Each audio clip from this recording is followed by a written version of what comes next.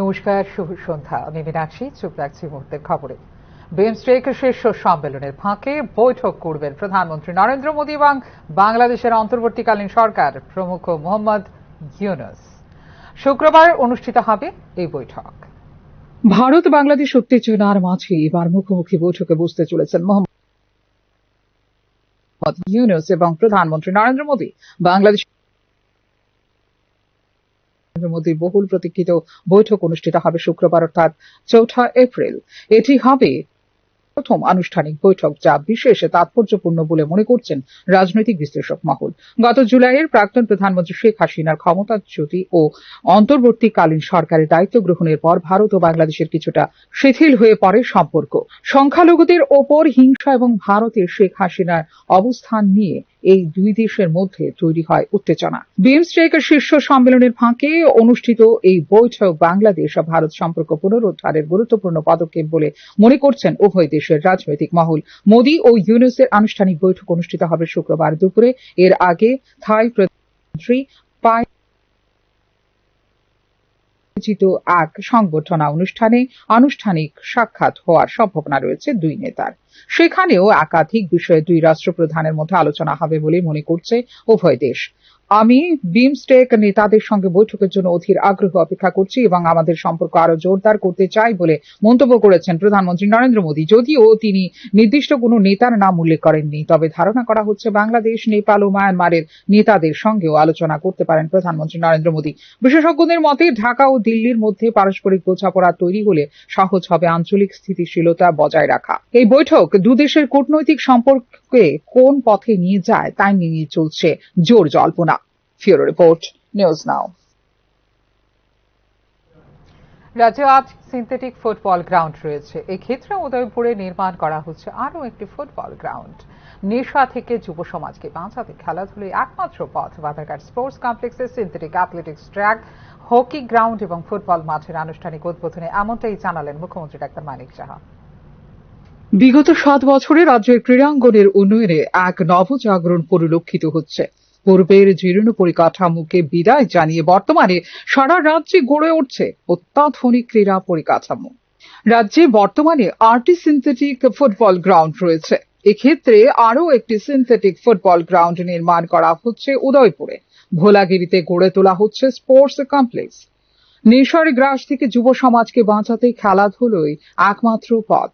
খেলাধুলা এবং স্বাস্থ্যের ক্ষেত্রে যে কোনো পরিকল্পনায় গো এহেড মনোভাব রয়েছে রাজ্য সরকারের।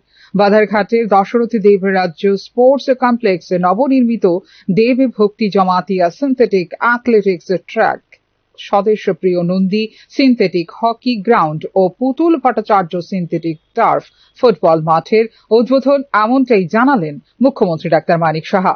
প্রায় অলরেডি আজকে নিয়ে 8টা সিনথেটিক ফুটবল গ্রাউন্ড হয়ে যাবে, আরেকটা হচ্ছে সেটা উদয়পুরে, সেটাও তৈরি হচ্ছে এবং নতুন করে আরেকটা স্পোর্টস এরিয়া তৈরি হচ্ছে ভোলাগিরি আশ্রমের। বিরাট, আমি বলেছি প্রায় সেখানে বোধহয় 4-5 হাজার লোক সেখানে হাঁটবে এখানে। তো আমি আশা করি আগামী দিনে সমস্ত আমাদের স্পোর্টসকে সামনের দিকে এগিয়ে নিয়ে যেতে হবে, কারণ আমরা ডি এডিকশন সেন্টার আমরা করছি প্রতিটা ডিস্ট্রিক্টে, কিন্তু আমাদের এখানে এখন সবচেয়ে বড় যে সমস্যা সেটা হচ্ছে এডিকশন, ড্রাগ এডিক্টেড। তাদের থেকে যদি বাঁচতে হয় খেলা ছাড়া উপায় নেই। আমাদের ছেলে মেয়েরা যদি খেলার সাথে যুক্ত থাকে তাহলে আমি নিশ্চিত যে ড্রাগ এডিকশন থেকেও অনেকে দূরে থাকবে, ব্যস্ত থাকবে। বললাম তো, healthy minds always remains in healthy body. কাজে খেলাধুলা করা উচিত এবং আমাদের সরকার একটা বাড়তি সুবিধা হয়ে গেল, যেহেতু আমি স্পোর্টসের সাথে যুক্ত ছিলাম। যখনই স্পোর্টসের বিষয়ে কোনো আসে আমি মাননীয় মন্ত্রীকে বলি গো হেড। হেলথের সাথে একই অবস্থা, নিজে ডাক্তার, খুব ওরা সুযোগ পাচ্ছে, তো যেখানে যায় এত। রাজনীতি এবং প্রশাসন এক জায়গায়, অন্যদিকে রয়েছে কৃতীদের কাজের স্বীকৃতি দেওয়া। এই বিষয়টিকে প্রাধান্য দিয়ে এগিয়ে যাচ্ছে রাজ্য সরকার বলে এদিন জানিয়েছেন মুখ্যমন্ত্রী। নেতারার নামে হবে অনেক কিছু, কিন্তু যারা ত্রিপুরার নাম, যাদেরকে ইতিহাসে তাদেরকে ধরে রাখতে হবে। আমার খুব ভালো লাগলো, মানে দেবভক্তি জমাতিয়ার মেয়েকে দেখে আমি ভাবতে পারিনি যে ওর মেয়ে এত বড় হয়ে যাবে, প্রথম দেখলাম আমি। এটার মধ্যে একটা আত্মিক যে ফিলিংস সেটা কিন্তু চলে আসে। রাজনীতি এক জায়গায়, অ্যাডমিনিস্ট্রেশন এক জায়গায়, কিন্তু এখানে এদের নামে যে আজকে হকি গ্রাউন্ড হলো, ফুটবল গ্রাউন্ড হলো, অ্যাথলেটিক্স ট্র্যাক হলো, অক্ষয় হয়ে থাকবে নেক্সট জেনারেশনের কাছে। ওরা সবসময় ওই নামে কিন্তু চিহ্নিত থাকবে। ওরা physically they are not here, but তাদের ইমর্টাল যে কাজ করে গেছে সেগুলো কিন্তু মানুষ, স্টুডেন্টরা আগামী দিনে মনে রাখবে। রাজ্যে দ্বিতীয় সিনথেটিক অ্যাথলেটিক্স ট্র্যাক হচ্ছে বাধারঘাটে দশরথ দেব রাজ্য স্পোর্টস কমপ্লেক্সে নবনির্মিত Debbhakti Jamatia synthetic athletics track. Panisagar RCPE তে রয়েছে আরও একটি সিনথেটিক অ্যাথলেটিক্স গ্রাউন্ড। উল্লেখ করা যেতে পারে, আন্তর্জাতিক মানের এই সিনথেটিক অ্যাথলেটিক্স ট্র্যাক নির্মাণে ব্যয় করা হয়েছে প্রায় 7 কোটি টাকা।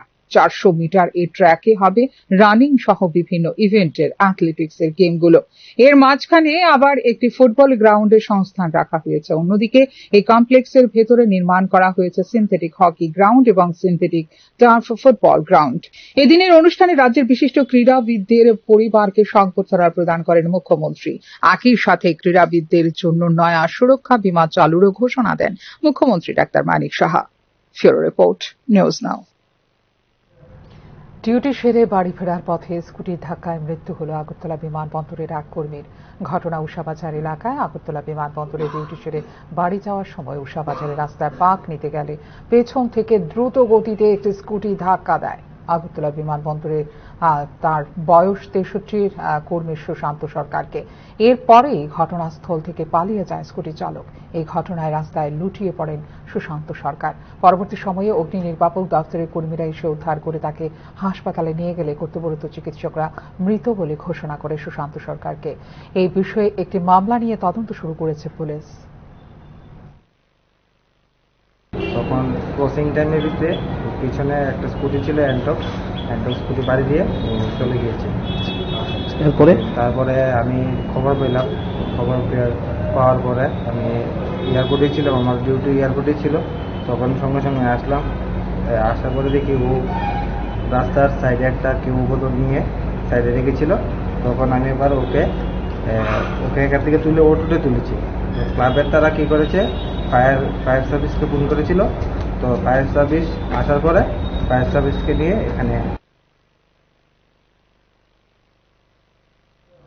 খয়েরপুরের বীর বিক্রম কলেজ অব ফার্মেসিতে রেগিং এর শিকার হল প্রথম বর্ষের দ্বিতীয় সেমিস্টারের ছাত্র শুভম দে।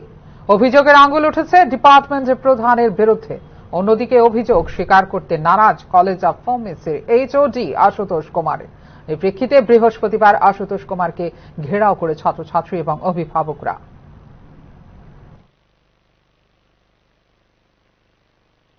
ওর ডিপার্টমেন্টের HOD বিগত অনেকদিন ধরে মেন্টালি হ্যারাসমেন্ট করে আসছে। তো গতকালকে যেটা লেটেস্ট আপডেট, ওকে হঠাৎ করেই কোনো কিছু ছাড়াই, কোনো ভুল ছাড়াই ওকে শুধু ডেকে কলেজের যে সিঁড়িগুলি রয়েছে সিঁড়িগুলি ওকে দিয়ে কাউন্ট করার জন্য বলল। তো যথারীতি ও প্রথম থেকে একদম 5তলা অবধি সিঁড়ি কাউন্ট করে এসে বলল যে স্যার 93টা সিঁড়ি রয়েছে। তো স্যার ওকে আবার বললো যে 93টা তো সিঁড়ি না, 103টা সিঁড়ি রয়েছে, তুমি আবার গনে আসো। যথারীতি এমন করতে করতে 4-5 বার ওকে দিয়ে সিঁড়ি গোনালো। হ্যাঁ, তো এই ধরনের ঘটনা, একটা টোটালি একটা মেন্টালি হ্যারাসমেন্টের ব্যাপার। হ্যাঁ, ওনার বাড়ি সম্ভবত কলকাতায়। তো কলকাতার কোনো লোক, তাছাড়াও একজন শিক্ষাগুরুও বটে, ওনার দ্বারা একজন স্টুডেন্টের এইভাবে মেন্টালি হ্যারাসমেন্টের যে ঘটনাটা, তার সম্পূর্ণ একটা নিন্দনীয়। আমি তার তীব্র নিন্দা জানাই। এখনকার মতো এই মুহূর্তে সংবাদ এই পর্যন্ত। অন্যান্য আপডেটস দেখার জন্য অবশ্যই নজর রাখতে হবে নিউজ নাও পর্দায়।